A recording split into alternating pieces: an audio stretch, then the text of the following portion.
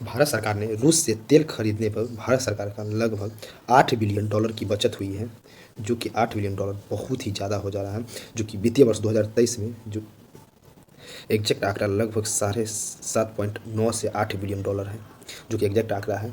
और बता दें कहीं कहीं पे 13 बिलियन भी लिखा हुआ है, लगभग 1,08,000 करोड़ रुपया भी लिखा हुआ है। वो भी आर्टिकल आप लोगों को दिखा दे रहे हैं।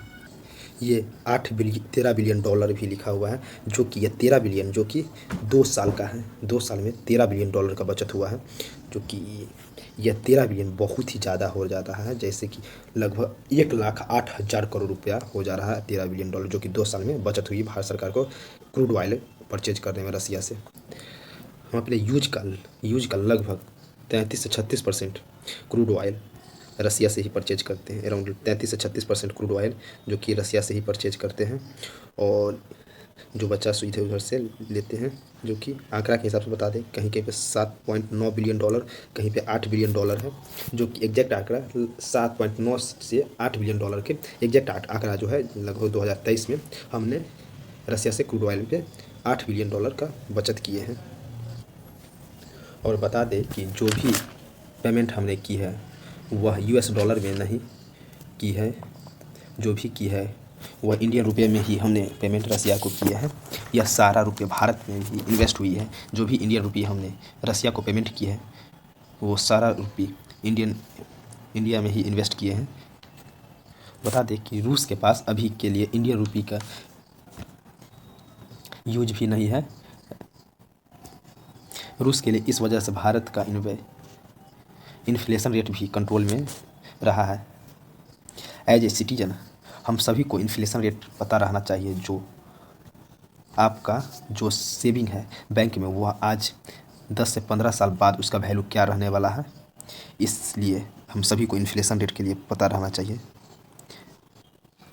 हमने जो भी रसिया से परचेज किया है क्रूड ऑयल 8 बिलियन का, उससे हमारा इन्फ्लेशन रेट भी कंट्रोल में है। बता दें भारत का इन्फ्लेशन रेट लगभग IMF के अनुसार 5% रहा है इन्फ्लेशन रेट इंडिया का, जो कि बहुत ही कम है। और बता दें कि पाकिस्तान का इन्फ्लेशन रेट 19 से 22% रहता है। और रसिया का इन्फ्लेशन रेट वही ईरान का इन्फ्लेशन रेट वही ईरान का इन्फ्लेशन रेट बता दें तो ईरान का इन्फ्लेशन रेट 37.5% है, और टर्की का 60 से 65% इन्फ्लेशन रेट है, जो कि टर्की का इन्फ्लेशन रेट 60% के आसपास मिलेगा। और चीन का इन्फ्लेशन रेट 1% और यूएसए का 3%। यह ताकतवर देश है, अपनी इन्फ्लेशन में कंट्रोल में रखता है। इंडिया में भी रिकॉर्ड इन्फ्लेशन रेट हो जाता अगर हम रसिया से क्रूड ऑयल परचेज ना करते।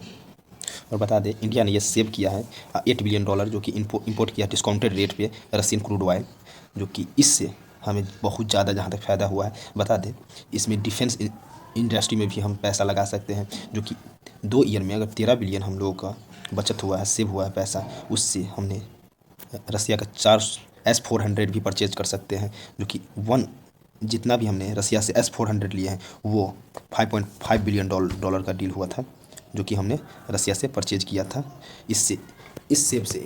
यानी कि इस बचत से हमने रसिया से S-400 भी ले लिए हैं, जो कि डिस्काउंटेड रेट पे हमें मिला था क्रूड ऑयल।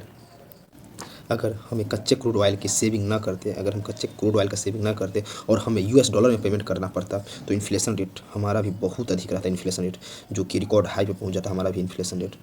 और रसिया से क्रूड ऑयल ले रहे हैं हम इंडिया, इसलिए कई ऐसे देश हैं जो पसंद नहीं आ रही है इंडिया का सेविंग, और इंडिया जो सेव कर रही है, इंडिया जो डिस्काउंटेड रेट पे ले रही है और 8 बिलियन जो सेव के, इससे कई देशों के पश्चिमी देश को नापसंद आ रही है।